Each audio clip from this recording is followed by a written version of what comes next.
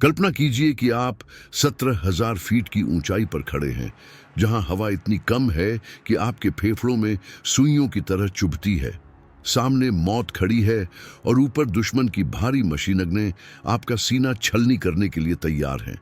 कोई भी सामान्य इंसान इसे सुसाइड मिशन कहेगा, लेकिन पालमपुर के एक नौजवान के लिए यह सिर्फ एक मिशन नहीं था, यह एक वादा था।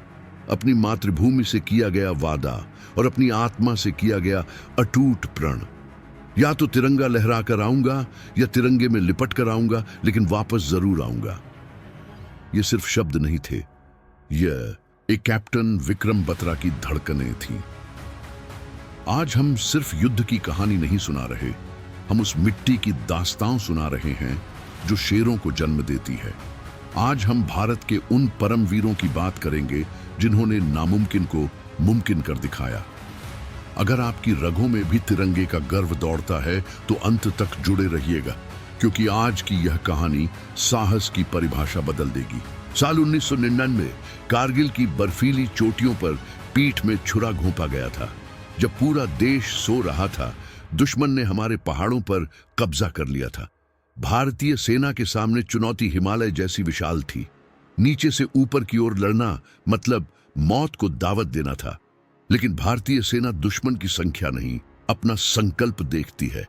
13 जम्मू और कश्मीर राइफल्स के एक युवा अधिकारी, जिन्हें उनके घर वाले लव कहते थे, युद्ध के मैदान में शेर शाह बन चुके थे। कैप्टन विक्रम बत्रा का व्यक्तित्व ऐसा था कि दुश्मन भी उनके नाम से थर थर कांपता था। जब उन्हें पॉइंट 55 फतह करने का आदेश मिला तो उन्होंने अपने साथियों की आंखों में आंखें डालकर एक ऐसा नारा दिया जो इतिहास में अमर हो गया, ये दिल मांगे मोर। यह विजय की वो प्यास थी जो केवल दुश्मन के सफाए से बुझ सकती थी। रात के सन्नाटे में हड्डियों को जमा देने वाली ठंड के बीच बत्रा और उनके जांबाज रेंगते हुए ऊपर बढ़ रहे थे। हर इंच पर मौत का साया था। अचानक तोपों की गड़गड़ाहट ने सन्नाटा तोड़ दिया। बत्रा ने सबसे आगे रहकर मोर्चा संभाला।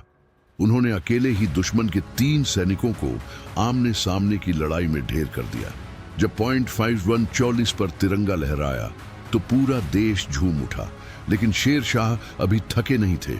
जख्मी होने के बावजूद उन्होंने अगली चोटी पॉइंट 4875 के लिए खुद को वॉलंटियर किया। यह मिशन और भी खतरनाक था। 7 जुलाई की से सुबह भारी गोलाबारी के बीच बत्रा अपने घायल साथी को बचाने के लिए आगे बढ़े। जब एक जूनियर ने उनकी जगह जाने की कोशिश की तो बत्रा ने उसे पीछे धकेलते हुए कहा, तुम्हारे पीछे परिवार है, मेरी अभी शादी नहीं हुई है, मैं जाऊंगा। यही थे विक्रम बत्रा, दूसरों के लिए खुद को आग में झोंकने वाले महानायक। एक स्नाइपर की गोली ने उनका सीना चीर दिया, लेकिन गिरने से पहले उनके आखिरी शब्द थे, जय माता दी। शेर शाह शहीद हो गए, लेकिन उन्होंने भारत के गौरव को कभी झुकने नहीं दिया। भारत की मिट्टी ऐसी ही कहानियों से भरी पड़ी है। याद कीजिए 1947 के मेजर सोमनाथ शर्मा को। हाथ में प्लास्टर बंधा था।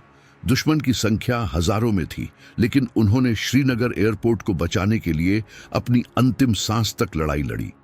याद कीजिए 1962 के सूबेदार जोगिंदर सिंह को, जिन्होंने गोला बारूद खत्म होने पर संगीनों से दुश्मन पर हमला कर दिया और सरेंडर करने के बजाय वीर गति को गले लगाया।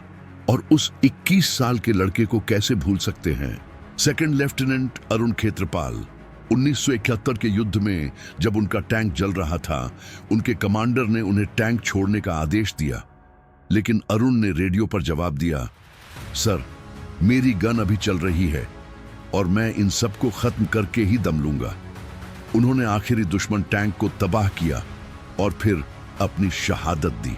एक सैनिक के मन में क्या चलता होगा जब उसे पता होता है कि शायद वह अगली सुबह का सूरज नहीं देख पाएगा। क्या उसे दुश्मन से नफरत होती है? नहीं, उसे अपने देश के लोगों से बेपनाह मोहब्बत होती है। उसे याद आती है वो माँ जो दरवाजे पर राह देख रही है, वो पिता जिसने उसे तन कर खड़ा होना सिखाया। सियाचिन की जमा देने वाली ठंड से लेकर राजस्थान की तपती रेत तक हमारे जवान सिर्फ इसलिए खड़े हैं ताकि हम चैन की नींद सो सकें। भारतीय सैनिक दुनिया में सबसे अलग है। वह आधुनिक हथियारों से भी लड़ता है और जब हथियार खत्म हो जाएं तो अपनी फौलादी इच्छा शक्ति से लड़ता है। रेजांगला की वो लड़ाई जहां 114 अहीर जवानों ने हजारों दुश्मनों को धूल चटाई थी, हमारे अदम्य साहस का प्रमाण है। आज जब हम अपने घरों में सुरक्षित बैठकर भविष्य के सपने बुनते हैं तो हमें एक पल के लिए सरहदों की ओर देखना चाहिए। वहां कोई अपना परिवार छोड़कर -40 डिग्री में खड़ा है। वो ये सब भारत माता के प्रति अपनी निष्ठा के लिए करता है। कैप्टन विक्रम बत्रा और उन जैसे हजारों शहीदों की शहादत हमसे एक सवाल पूछती है, क्या हम उनके बलिदान के लायक बन पा रहे हैं? देशभक्ति का मतलब सिर्फ सेना में भर्ती होना नहीं है। देशभक्ति का मतलब है एक ऐसा नागरिक बनना जिस पर ये शहीद गर्व कर सकें। सच्चाई के लिए खड़ा होना, एक दूसरे की मदद करना और भारत को सशक्त बनाना ही उन शहीदों को सच्ची श्रद्धांजलि है। सैनिक कभी नहीं मरता, वह तब मरता है जब उसे भुला दिया जाता है, और भारत अपने इन सपूतों को कभी नहीं भूलेगा। जब तक हिमालय पर सूरज चमकेगा, इन वीरों की गाथाएं हमारे दिलों में मशाल बनकर जलती रहेंगी।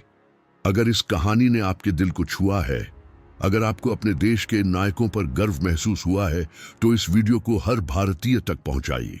कमेंट्स में जय हिंद लिखकर अपनी श्रद्धा प्रकट करें और हमें बताएं कि किस शहीद की कहानी ने आपको सबसे ज्यादा प्रेरित किया है।